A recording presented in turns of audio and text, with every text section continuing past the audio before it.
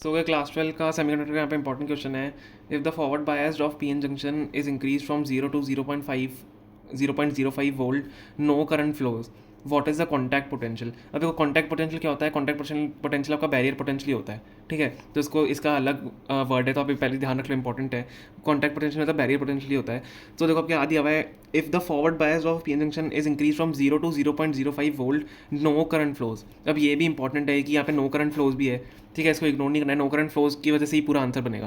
देखो मैं आपको बता दूँ, अब देखो 0.05 वोल्ट से देखो करंट इंक्रीज तो हुआ है, लेकिन यहाँ पे करंट फ्लो ही नहीं हो रहा। तो व्हाट इज़ बैरियर पोटेंशियल, हमें ये बताना है। देखो जब भी पी एन जंक्शन की हम बात करते हैं, अब पी एन जंक्शन में कभी करंट तभी फ्लो होता है जब फॉरवर्ड बायस बैरियर पोटेंशियल के इक्वल हो या उससे ज़्यादा हो। मतलब जो करंट तभी फ्लो होगा जब फॉरवर्ड बायस के जो करंट हमारा है, मतलब वो फॉरवर्ड बायस के इक्वल हो या उसके बराबर उससे ज़्यादा हो। लेकिन यहाँ पे क्या हो रहा है, 0.05 वोल्ट तक करंट फ्लो नहीं हो रहा है। मतलब इसका मतलब कॉन्टैक्ट पोटेंशियल जो है या बैरियर पोटेंशियल जो है वो 0.05 वोल्ट से ज़्यादा है। समझ में आ गया।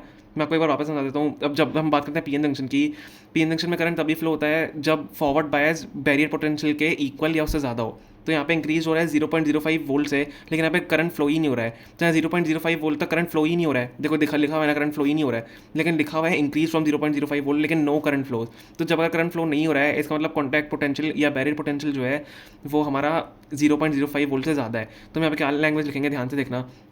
इन अ पी एन जंक्शन हमें, मतलब आप सोच रहे हो ना इसमें बताना क्या है क्वेश्चन में, व्हाट इज कॉन्टैक्ट पोटेंशियल, हमें यही बताना है बैरियर पोटेंशियल क्या है।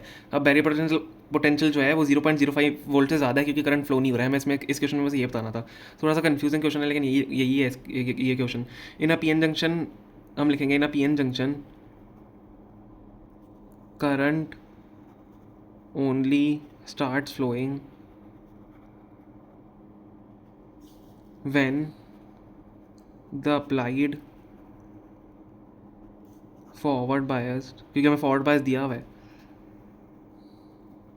becomes equal और ग्रेटर। मैंने बताया ना, अगर इक्वल हो या उससे ज़्यादा हो, उससे कम नहीं होना चाहिए, इक्वल या उससे ज़्यादा हो देन द बैरियर पोटेंशियल।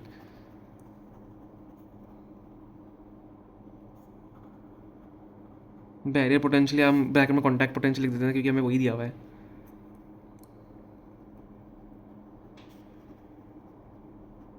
ठीक है, तो ये हमने यहाँ पे लिखा।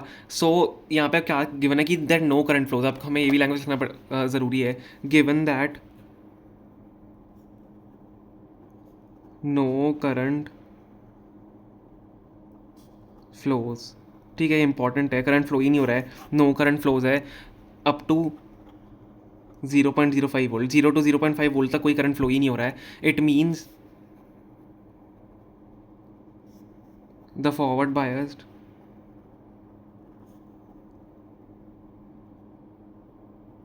अब क्या लिखेंगे, उससे कम ही है ना, फॉरवर्ड बायस से कम ही है, is still less than the barrier potential. ठीक है, समझ में आ गया। जो फॉरवर्ड बायस है वो बैरियर पोटेंशियल से अभी तक कम ही है, क्योंकि करंट फ्लो ही नहीं हो रहा। या तो उसकी इक्वल होना चाहिए या उससे ज़्यादा होना चाहिए बैरियर पोटेंशियल। एक बार आप ये लैंग्वेज वापस पढ़ोगे आपको पूरा समझ में आ जाएगा। ठीक है, तो अब मेनली हमारा आंसर यहाँ पे क्या होता है कि जो बैरियर पोटेंशियल है या कॉन्टैक्ट पोटेंशियल लिख देते हैं, द कॉन्टैक्ट पोटेंशियल